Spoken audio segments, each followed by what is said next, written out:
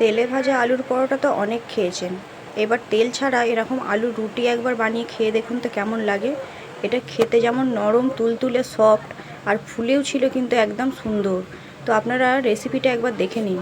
এই রেসিপিটি বানানোর জন্য প্রথমে আমি এখানে হাফ কাপ দুধ নিয়েছি, তার মধ্যে হাফ চা চামচ আমি ইস্ট দিয়ে, উষ্ণ গরম দুধ কিন্তু থাকবে, তার মধ্যে ইস্টটাকে কিছুক্ষণ ভিজিয়ে রাখবো। এবার এখানে সেদ্ধ করা গ্রেট করে রাখা আলু, ওই ইস্টটা, সাথে নুন, চিনি, আর এখানে আমি হাফ কাপ মতো ময়দা, হাফ কাপ মতো আটা নিয়েছি। আপনারা পুরো ময়দাতেও করতে পারেন, কিংবা আটা চাইলে এটা পুরো আটাতেও করতে পারেন।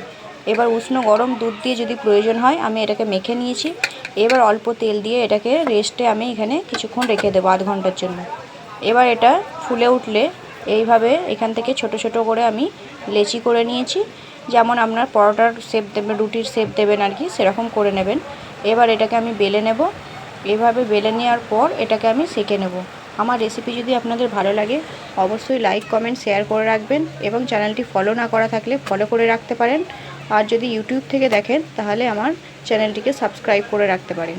তো দেখুন এগুলো খুব সুন্দরভাবে কিন্তু ফুলে উঠবে এবং নরমও থাকবে। এতে কিন্তু তেল দেওয়ার কোনো প্রয়োজন নাই, বিনা তেলেই কিন্তু এটা খেতে খুবই সুন্দর লাগে। তো দেখুন কি সুন্দর ফুলে উঠেছে। আমি এইভাবে বাকিগুলো সব একটা একটা করে সেঁকে নেব। এটা কিন্তু বাচ্চাদের টিফিনেও দিতে পারেন। আপনারা এটা ময়দার পরিবর্তে আটা দিয়ে করবেন, তাহলে কিন্তু এটা হেলদিও হয়ে যাবে। তো এইভাবে আমি বাকি সব রুটিগুলো সেঁকে নিয়েছি। এটা অবশ্যই একবার বাড়িতে ট্রাই করে দেখতে পারেন।